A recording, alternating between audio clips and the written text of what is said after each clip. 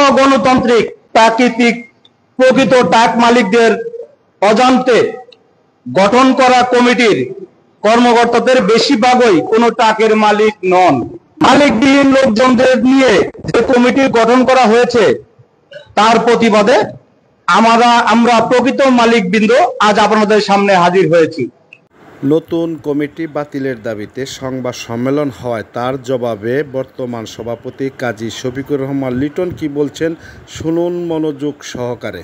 সভাপতি আমার সাধারণ সম্পাদক হিসেবে আছেন টাঙ্গাইল জেলা ট্রাক মালিক সমিতির সাধারণ সম্পাদক জনাব আশরাফ পাহিলি এবং কার্যকরী সভাপতি হিসেবে আছেন দেওয়ান শফিকুল।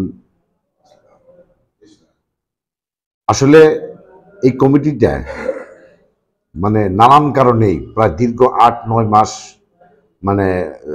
ঢাকার কেন্দ্রের সাথে যোগাযোগ দীর্ঘ আলোচনা সাপেক্ষে কমিটিটা দীর্ঘ ৮-৯ মাস পর এই কমিটিটা অনুমোদন করা হয়েছে এবং অনুমোদনের পরই আমরা গত মাসের ২২ তারিখে প্রথম একটা মিটিং করি এই ট্রাক মালিক সমিতির ভিতরেই এবং সেখানে আমরা ঘোষণা দিয়েছি যে কেন্দ্র থেকে অনুমোদিত টাঙ্গাইল জেলা ট্রাক মালিক সমিতির ৬৭ বিশিষ্ট একটা কমিটি তারা অনুমোদন করেছেন। এটা আনুষ্ঠানিক কোনো ঘোষণা দেওয়া হয় নাই, কিন্তু কমিটি আমাদের কাছে আছে। আমরা যথারীতি এসপি অফিস, ডিসি অফিস, সদর থানার ওসি ওইখানে বিআরটি অফিসে, হাইওয়ে পুলিশের কাছে আমরা আমাদের কমিটি সরবরাহ করেছি ইতিমধ্যেই। তো কেন্দ্রের থেকে যেভাবে নির্দেশনা দেওয়া আছে ট্রাক মালিক সমিতিটাকে কিভাবে শক্তিশালী গতিশীল করা যায়, আমরা কেন্দ্রের অনুমোদন নিয়েই তাদের সাথে পরামর্শ করেই আমরা দ্বিতীয় দফা আজকে আরেকটা সহস্ত ট্রাক মালিক সমিতির সদস্যদের নিয়ে আমরা একটা জরুরি মতবিনিময় সভা করেছি। দীর্ঘক্ষণ এখানে আজকে উপস্থিত ছিল প্রায় ১০০-র উপরের মালিক এই ট্রাক মালিক সমিতিতে। এখানে দীর্ঘ আলোচনার এক পর্যায়ে সাধারণ মালিকরা ৪টা প্রস্তাবনা আমাদের কাছে উপস্থাপন করেছে। ৪টা প্রস্তাবনার মধ্যে হাইওয়ে পুলিশের যারা সাধারণ মালিক, যারা ট্রাক ব্যবসা করে, তারা বিভিন্নভাবে আক্রান্ত, হয়রানির শিকার হয়, এই বিষয়গুলো আমাদেরকে দেখভাল করার জন্য বলছে। তারপরে বিআরটি অফিসে ওইখানে কাগজপত্র নিয়ে সাধারণ মালিকদের খুব পেরেশানির মধ্যে ফেলায়, সেই বিষয়টা যাতে দ্রুত সমাধান করা যায় এই নতুন কমিটির পক্ষ থেকে আমরা তাদেরকে আশ্বস্ত করেছি যে এটা আমরা আলোচনা সাপেক্ষে ঠিক করব। আমি প্রকৃত মালিকের ব্যাপারে একটা কথাই বলবো যে আমি আজ থেকে ৬ মাস আগে আমি আমার একটা ট্রাক কিনেছি, ড্রাম ট্রাক, এবং সেটার যথারীতি কাগজপত্র ব্লু বক থেকে শুরু করে সব কিছু কেন্দ্রের সব মহাসচিব থেকে শুরু করে সবার কাছে এটা কপি দেওয়া আছে। প্রয়োজনে আপনাদেরকেও আমি ট্রাক মালিক সমিতির যে সদস্য, নিয়মিত সদস্য, আমি প্রয়োজনে আপনাদেরকে সেই কাগজ দেখাতে পারবো প্রথমত। দ্বিতীয়ত কি বললেন আপনি? দ্বিতীয়ত আপনি তাদের অভিযোগ, যদি আপনার একটা পকেট কমিটি করছেন, যদি এই কমিটিটা বাতিল করা না হয় তাহলে টাঙ্গাইল শহরে তারা ট্রাক ধর্মঘট, বিভিন্ন ধরনের ধর্মঘট কর্মসূচি যাবে। এই ক্ষেত্রে আপনাদের ভূমিকাটা না, এই ক্ষেত্রে কেন্দ্র থেকে আমাদেরকে বলেছে, আমি আপনাকে আগেই বলেছি যে আমাদের টাঙ্গাইল থেকে মূলত 3টা কমিটি জমা পড়েছে ট্রাক মালিক সমিতি। এখানে রাজনৈতিক কিছু বিষয় আছে, এটা নাই বললাম, মূলত রাজনৈতিক সমস্যাটা সেখানে 3টা কমিটি, টাঙ্গাইলস্থ কেন্দ্রীয় নেতৃত্ব যারা আছেন তারা 3টা ভাগে বিভক্ত হয়ে কেন্দ্রীয় কমিটিকে, বাংলাদেশ সড়ক পরিবহন মালিক সমিতিকে তারা বিভিন্নভাবে চাপ প্রয়োগ করে।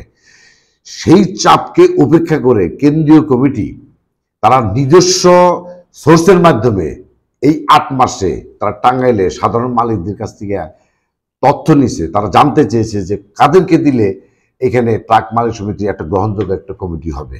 সেই প্রেক্ষিতে 3টা কমিটিকে একত্রিত করে 3টা কমিটির পক্ষ থেকে যাকে যাকে নিলে ভালো হয়, কমিটিটা চালানো যায়, তারা এই কমিটিতে 3টা কমিটির পক্ষ থেকে লোকজন সেট আপ করে একটা কমিটি ঘোষণা দেওয়া হয়েছে। সুতরাং এখানে যে কথাটা বলা হয়েছে যে পকেট কমিটি, এটা আমি বিশ্বাস করি না। যে অভিযোগ করেছে সেও কমিটির জয়েন্ট সেক্রেটারি এবং অভিযোগকারীদের আরও যারা আছে, আরেকজন ভাইস প্রেসিডেন্ট, আপনি নাম জানতে চান আমি নাম দিয়ে দিতে পারবো, আমি কমিটি দিয়ে দিতে পারবো।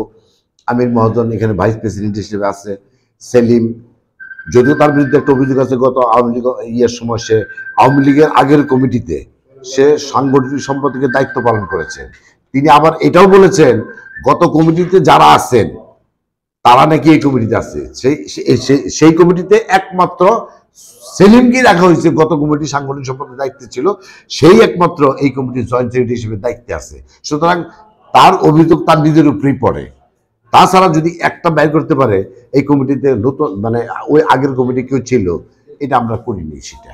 এখন বিষয়টা হচ্ছে যে আমরা দায়িত্ব আনুষ্ঠানিকভাবে নিয়েছি, কিন্তু এখনো আমাদের কার্যক্রম আমরা শুরু করিনি। আমরা অবশ্যই যে কোনো অনিয়ম দুর্নীতির বিরুদ্ধে আমরা অবশ্যই সেটা সত্য প্রমাণিত হইলে আমরা তো তদন্ত করবো। তদন্ত করে দেখে যদি ইতিপূর্বে যারা দায়িত্ব পালন করেছে তাদের বিরুদ্ধে যদি কোনো তছরূপ বা অনিয়মের অভিযোগ থাকে, আমরা স্বাভাবিকভাবে সেটা আইনের আশ্রয় নেব এবং তাদের বিরুদ্ধে যথাযথ ব্যবস্থা নেওয়ার জন্য আমরা যথারীতি কেন্দ্রীয় কমিটিকে আমরা বিষয়টা অবহিত করব। তাহলে আপনার বিরুদ্ধে যে অভিযোগটা করছে এটা যথাযথ বলে আপনি মনে করেন? অবশ্যই এটা যথাযথভাবে আমি মনে করি না। 67 সদস্য বিশিষ্ট কমিটি, আমি একটু জানায় রাখি, এই কমিটি আমরা সেন্ট্রালের সাথে আলোচনা করছি। আমাদের মধ্যে ভুল ত্রুটি কিছু থাকতেই পারে, হইতে পারে, মানুষ মাত্র ভুল হইতে পারে। এটা সেই ভুলটাকে মাথায় নিয়ে আমি বলবো যে আমরা আরো প্রয়োজনে কিছু পরিবর্তন করে এখানে নতুন কিছু অরিজিনাল মালিক যারা আছে তাদেরকে সংযুক্ত করে আমরা আনুষ্ঠানিকভাবে খুব দ্রুত সময়ের মধ্যে আমরা কমিটিটা ঘোষণা দিয়ে দেবো। কতজনের আপনার ট্রাক নাই? এখানে ম্যাক্সিমামই ট্রাক আছে, এখানে ম্যাক্সিমামই ট্রাক আছে 5-7 জনের, হয়তো তারা পলিটিক্যাল নেতা হিসেবে এখানে অন্তর্ভুক্ত। এর আগে আমরা কমিটি যেটা দেখেছি যে ম্যাক্সিমাম পলিটিক্যালি করা হয়েছে, কিন্তু আমরা সেগুলি প্রয়োজনে আমরা সেগুলি বাদ দিয়ে নতুন অরিজিনাল মালিক নিয়ে আমরা কমিটি একটা সুন্দর একটা কমিটি দেবো, যেটা ট্রাক মালিক সমিতি। এটাকে আমরা দলীয়করণ করব না, এটাকে আমরা রাজনীতিকরণ করব না। সাধারণ মালিকদের স্বার্থে যেভাবে হয় একটা গ্রহণযোগ্য একটা কমিটি খুব দ্রুত সময়ের মধ্যে আমরা দিয়ে দেবো ইনশাল্লাহ। তাদের উদ্দেশ্যে আপনি কিছু বলতে চান? তাদের বিরুদ্ধে হচ্ছে আমার মানে আমি সভাপতি হিসাবে বা আমাদের পক্ষ থেকে আমি পরিষ্কার আহ্বান জানাবো যে তাদের বক্তব্যগুলো যথাযথ হয় নাই, সঠিক হয় নাই।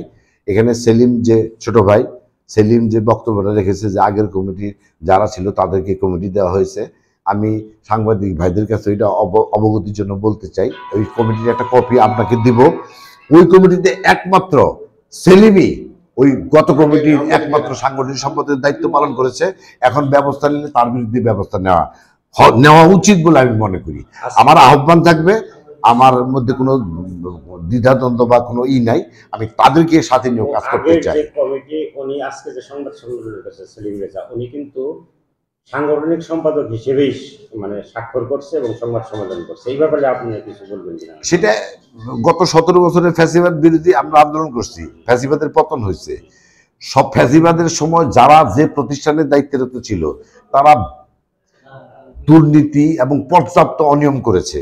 সেই কমিটি বিএনপির একজন নেতা হিসেবে জনাব তারেক রহমানের রেফারেন্স দেশে কথাবার্তা বললো, বিএনপির একজন নেতা বা কর্মী হিসেবে সেই কমিটির সাংগঠনিক সম্পাদকের দায়িত্ব কিভাবে পালন করে, আমি পাল্টা আপনার মাধ্যমে তার কাছে প্রশ্ন করতে চাই।